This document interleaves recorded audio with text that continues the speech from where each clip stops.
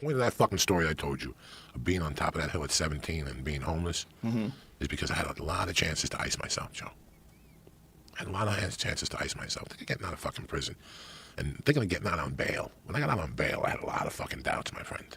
Thinking of getting out on bail and knowing you're going to look at 48 fucking years and you're a fucking loser as it is. Think of all those opportunities. I used to break into a friend's house to sleep in his house at night. I slept in a rocket ship for a month outside of the park. You ever go to a park and see those rocket ships and your kids play on them?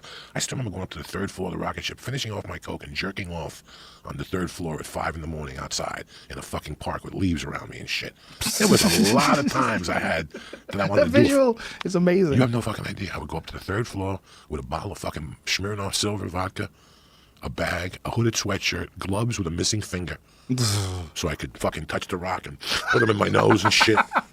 You know, now that's all funny. That's all funny on the way up the stairs and shit. But when you come down and you're in that rocket ship, it's 5 in the morning and it's 20 fucking 2 below zero, and you're thinking to yourself, fucking God took away my mother. God did this. This is all God's fault because this is the same God that I was raised to believe that was going to help me is doing all this. A lot of times I wanted to fucking do a swan dive, but I didn't.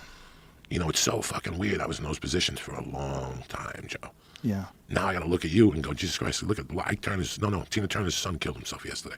It wasn't Ike's son, though. I thought it was Ike's son with her. You know, this trend of fucking people icing themselves. That scares me. That concerns me.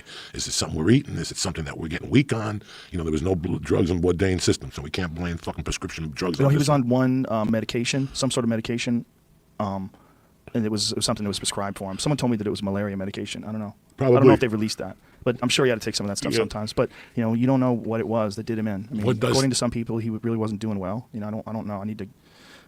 It's almost unnecessary for me to get the full story. I miss the guy. He's gone. That's it. You know, I don't need to.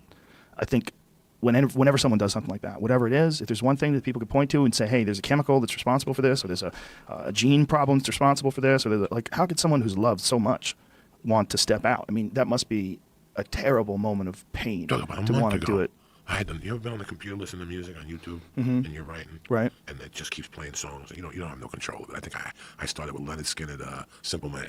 Right. And I kept going on the Leonard Skinner trip and I came back and at one point Blow Up the Outside World. And I'm sitting there and he says that line about going out or something. Joe Rogan, my lip started shaking. I'm like, I don't even know this guy and I miss him. I don't know this guy. You want me to look at people and tell you I know? I met Chris. I don't know. I saw him one time at the Comedy Store, 6 feet away from me, Chris Cornell. That's it. And I started crying. Like, how could somebody like this go in a room and just ice themselves? Is this what I'm going to do because I'm in this fucking entertainment field? Because what happens?